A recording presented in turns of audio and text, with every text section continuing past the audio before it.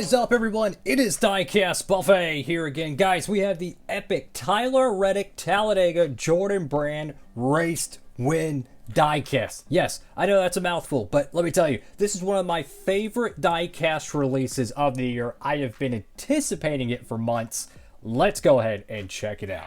Here we go, folks, out of the box, and check out this diecast. No, your eyes do not deceive you. There is so much going on with this paint scheme. So the natural livery of this car has a very interesting design across the roof of the car and the hood, right? Kind of looks like almost like roots out of a tree, if you will. And then you have the confetti that is caked on top of it. So what you get is a crazy, I mean crazy pattern. And it looks amazing. The confetti is green, white, and blue for Geico as they've sponsored the spring Talladega race. And I have a hunch this could be one of the hardest cars to find from 2024. I don't know for sure. I'm talking years down the road. Look at the 2022 Kansas race win for Kurt Busch. By far the hardest diecast to get from 2022. It was the first ever Jordan Brand Cup win. This is the second one. They're not going to make it in the Authentics line. They don't make, at the time of this video, any of the 2311 stuff in the Authentics line. So it's only in the Gold Series.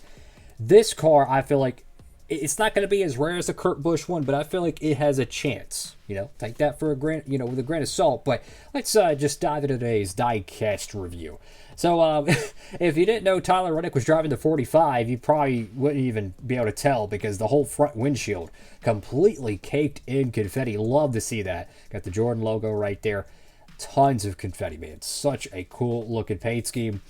Won the spring Talladega race, the first ever Talladega race for this style Toyota Camry front end.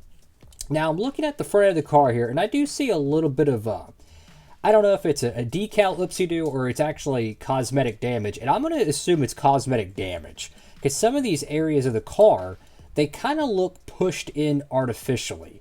Like right here with the 45. Yes, I know it kind of, the way the diecast casting is, it kind of bends in. So I'm wondering if there's any dents or blemishes on the real race car. And that's how they simulated it. Yeah, whether it was from the post-victory lane or post-race burnout, maybe he went through the grass or something, or maybe he was just bump drafting and got some dents during the race. I'm not sure. But if you like just, exclusive style race to win cars, why that looks nothing like anything you've ever seen, this is certainly up there with the Jordan paint scheme and all the confetti. Got Sunoco right there, 45, Camry. 2311, got Sunoco once again, on the left side of the diecast. And just when you think this car, it's already, everything about it is already revealed, there's another layer to this car that is fantastic, and it's that chrome lip around the 45. That alone makes this diecast incredible. What a awesome piece, guys. If you haven't picked up your copy, what are you doing? Head over to Circle B Diecast. Tap in today. Get your copy of this car. This is the Diecast Chassis Edition. Guess what? The plastic chassis edition of this car probably not going to be coming out till early December, so you might be waiting a little bit if you're only wanting the plastic chassis edition. But for the the diecast chassis, go ahead and tap in.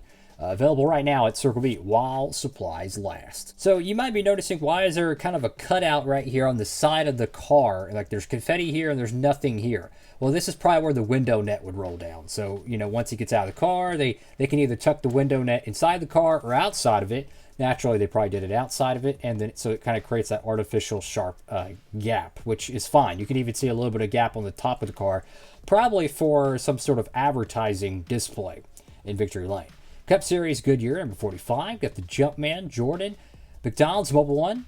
You got, is that Pinnacle? Yeah, I think so. Tyler Reddick. Got your B post decals. Go to the back end of the car. This is interesting. So the spoiler is actually two-tone. The back end of the spoiler is white, and the other side of it is black. That's actually really cool. I like that. Got Jordan, a bootleg Mercedes-Benz logo. That's what it really looks like there. I mean, if you kind of squint a little bit, you would think you're looking at a front badge of a Mercedes-Benz. Got 45, Toyota, Mobile One. Go to the right side of the diecast, and naturally you don't see that kind of gap right there because there's no window net. But I'd tell you, this is such an awesome race to win diecast. I'm going to zoom in just a little bit more. Now, this car is painted with a gloss white paint job. why that is so amazing is that light colored diecasts have a ton, and I mean a ton, of dirt and grime, and you can especially see it right there on that right front, all the dirt, the rubber, everything. When you have these brightly colored cars, you know, the day glows, the gloss white paint jobs, whatever it be, it makes fantastic race to win cars because you see everything on there. Go to the top of the diecast. We're going to zoom in again. In that kind of like a squiggly outline with like the black and the white, that's the actual paint scheme itself. So you have the confetti with a crazy design, and there's just so much detail with this car. Fantastic job Lionel did with it, honestly. And you go to the back window. Once again, you can't even tell it's a Tyler Reddick car because the whole back window is caked. I mean, look through the driver port.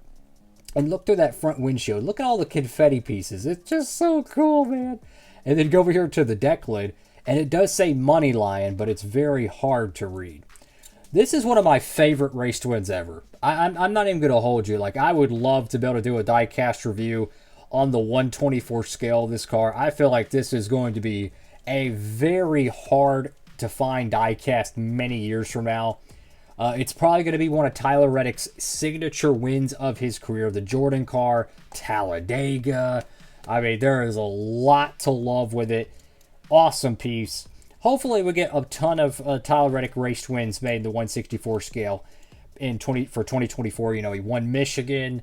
He won Homestead, which that's not going to get made, unfortunately. But it's fascinating is that in 2023, he won COTA. Obviously, they didn't make that one. But he won Kansas. And they made the standard money line car, but they didn't make the race to win. And it was never put in the winner circle line either. So it's kind of a shame that this is, I think, the first Tyler Reddick race to win car for 2311. They made, I think, 2 or 3 of his Childress wins when he drove the 8 car. So hey, there you go. That's his first ever Toyota win 164 made, even though it's like his 3rd or 4th win overall at 2311. That is all for now, guys. Thank you all so much for watching the video. Pick up your copy today, guys. This diecast is incredible, and I'm going to briefly show some of the new releases that just dropped. I mean, we got some great pieces right here. I have never seen these cats have a diecast made in the 164 scale. Brand new Austin Dillon diecast. You know, the guy runs so many different paint schemes, and hardly any of them get made. Briscoe, Brad Keselowski, brand new cars, chrome numbers. That's the clean Darlington throwback for Brad. They're making the race to win. So if you want to pick that one up, you can as well. Head over to Circle Diecast. Get your copy today. Diecast chassis in stock now. Get them before the plastic chassis come out like a month from now, right? That is all for now. Have a blessed one. Diecast Buffet signing off.